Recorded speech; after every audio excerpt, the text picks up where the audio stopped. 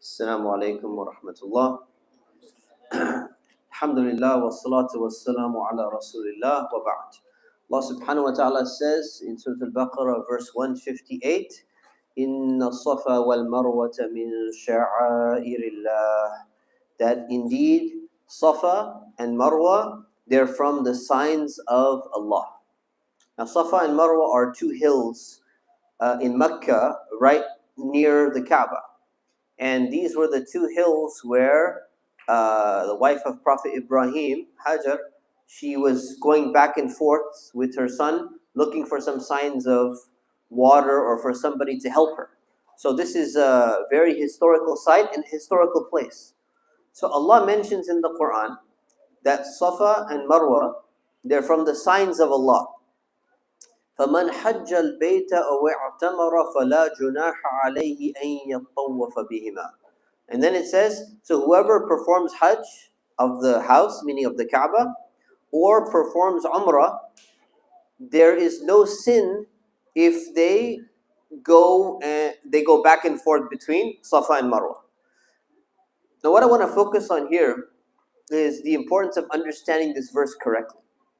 Because if you think about the wording here, Allah subhanahu wa ta'ala is saying, if you go for Hajj and if you go for Umrah, any of you who have been there or researched about it, part of the Hajj and part of the Umrah is you go back and forth between Safa and Marwa 7 times back and forth. It's you walk back and forth, you relive, and part of it you jog. You relive what the family of Ibrahim went through. But Allah subhanahu wa ta'ala says there's no sin if you do that. Now if you go to any book of Islamic law, right, you'll find 5 categories. There's fard, wajib, which means you have to do it.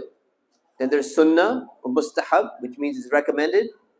There's mubah, which means you don't get any reward if you do it, and you don't get any sin if you don't do it.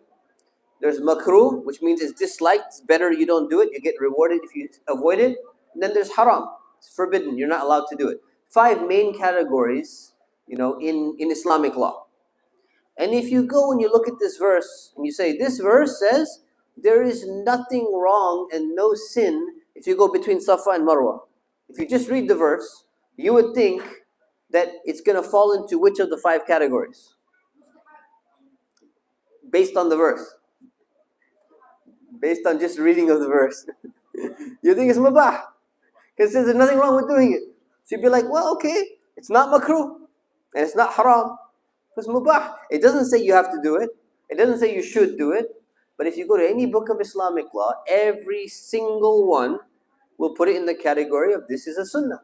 Or some will put it in the category, this is a wajib. You have to do this as part of your Hajj and as part of your Umrah. It's a very important part of Hajj and Umrah. You don't just skip it for no reason. You go make tawaf around the Kaaba and you say Safa and Marwa. Too much walking, man. It's too long. I'm just going to skip that part. You don't do that. So there's a very important lesson here. Some of the Sahaba came later on and they asked other companions. They said, we never understood this verse. What does this verse mean? Because going back and forth is called sa'i. Going back and forth between Safa and Marwa, it's sunnah, or it's wajib. It's part of Hajj and Umrah. Why would Allah say that, there's nothing wrong with you if you do it? There's a historical context. The context was there used to be 2 idols that were placed on these hills.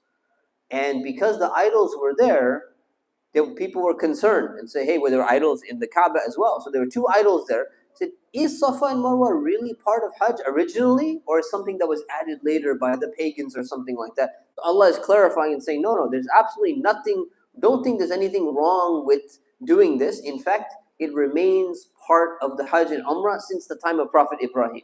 That's what it's clarifying. But there's another important lesson to learn here. Some people, they think that, if I can just learn Arabic, or some people who know Arabic, they say, if I know Arabic, I know the Quran. If I can learn Arabic, I can automatically understand the Quran. This is not the case. You need to know more than simply the language. That's almost like someone, coming from a foreign country, and they're like, if I can just learn English, I can become a doctor. I can read all the medical textbooks. Not exact analogy, but similar. Just because you have a language doesn't mean you don't need the historical context of what else is meant by these verses. So it's very important. This is a perfect verse that's often misunderstood by people who don't know the context and don't know the history and don't read tafsir. So may Allah subhanahu wa ta'ala help us to honor and respect the symbols of Allah subhanahu wa ta'ala, and may Allah grant us a correct and fruitful understanding of our religion. Ameen. Wa sallallahu ala Sayyidina Muhammad wa ala alihi wa sahbihi wa sallam. Assalamu alaikum.